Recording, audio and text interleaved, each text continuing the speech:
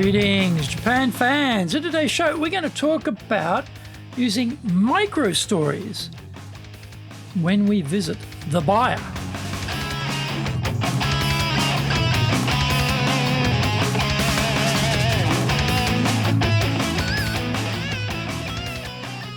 So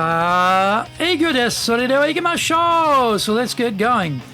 This is the fourth year of the Sales Japan Series podcast, and we are broadcasting around the world from the Beverly Hills of Japan, Minato-ku.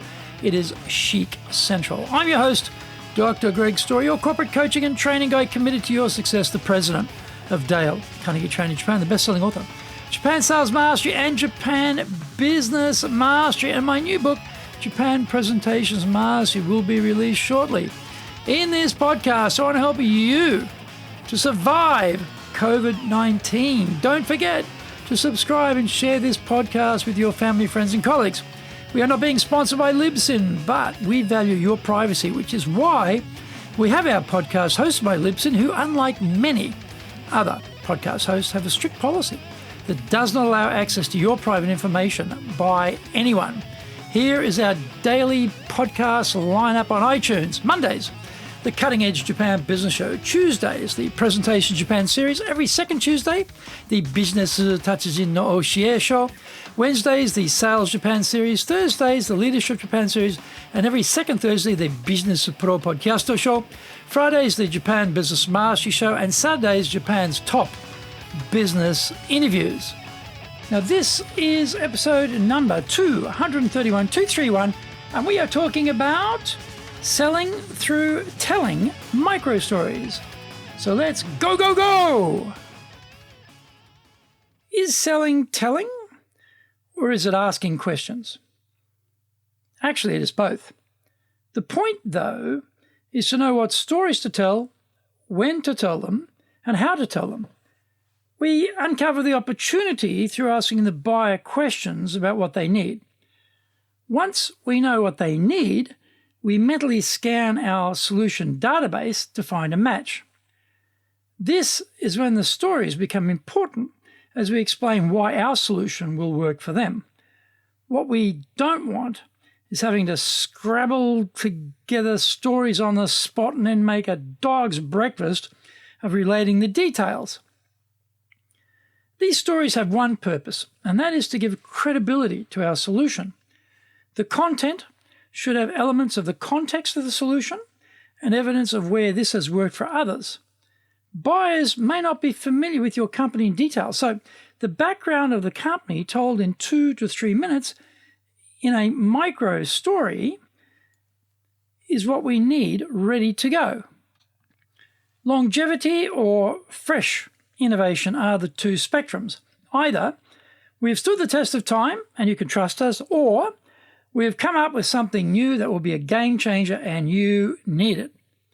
Often, though, salespeople don't know the detail of the company, or even if they do, they've never spent any time weaving this into a brief narrative for the buyer. This requires practice to ensure the micro story is kept tight and packed with credibility. We cannot go on and on about our own company, or the buyer will switch off with disinterest. They're only going to listen if the background of the company has some strong relevancy for them. This is why we have to craft that story specially for them before we talk to them. Our systems, products, or services all need explanation about how they will help the buyer. Just leafing through the 5-kilo tome-like product catalog is not enough. Pitch salespeople will do this. They will go through the catalog, hoping to snag some buyer interest by using this shotgun pitch approach. When I had my first sales job selling Encyclopedia Britannica door-to-door, that is what we were taught to do. We all learned a canned 20-minute talk through the pages of the book, introducing all the cool features. Not recommended. Find out more when we come back from the break.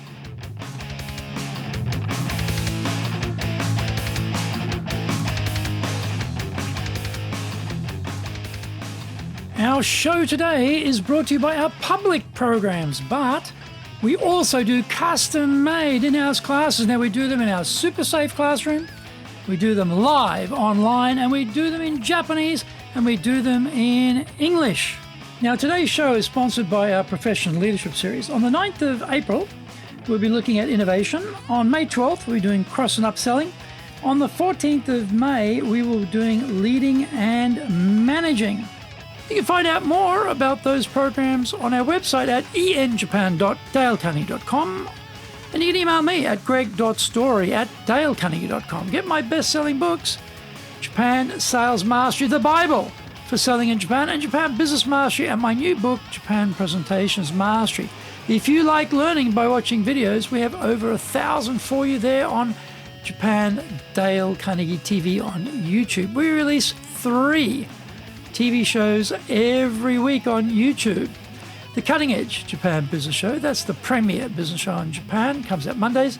Fridays, the Japan Business Mastery Show, and Saturdays, Japan's top business interviews, where I interview leaders in Japan from SMEs all the way up to the corporate captains of industry on one topic, leading in Japan. Now, every second Thursday, we release the Business Pro Television Show.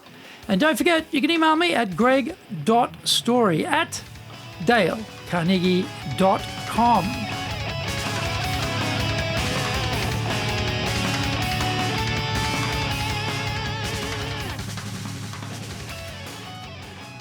Welcome back.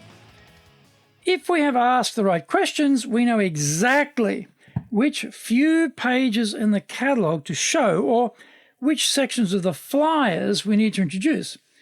This is where we want our micro story about how this solution was created, including legendary moments of daring do by the R&D team or genius manufacturing breakthroughs or whatever that sound amazing and clearly differentiates us from the competitor rabble.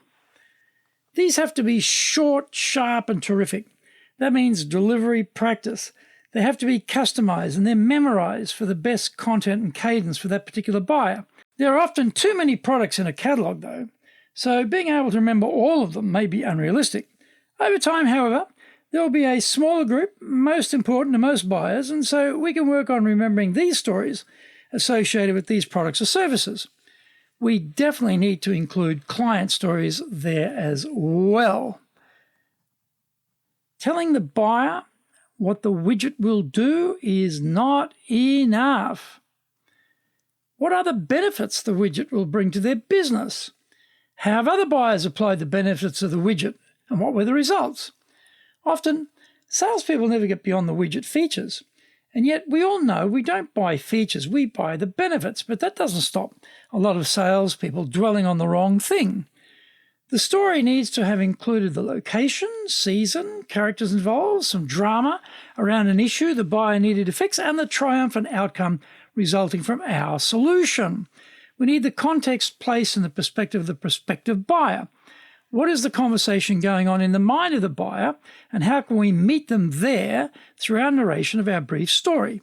Sales raconteurs were part of the furniture in the pre- and post-war periods prior to the modern switch to consultative selling. We have moved on from just telling amusing stories and jokes to entertain the buyer. We've also gone beyond pitching products. Contemporary selling skills means asking clients excellent questions. This is now a high-tech, time-poor world, and the buyers are busy, busy people.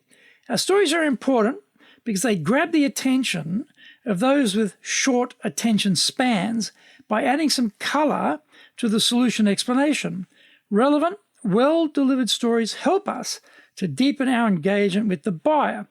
Today, we all need to master the art of micro storytelling. Does your sales team have their micro stories ready to go?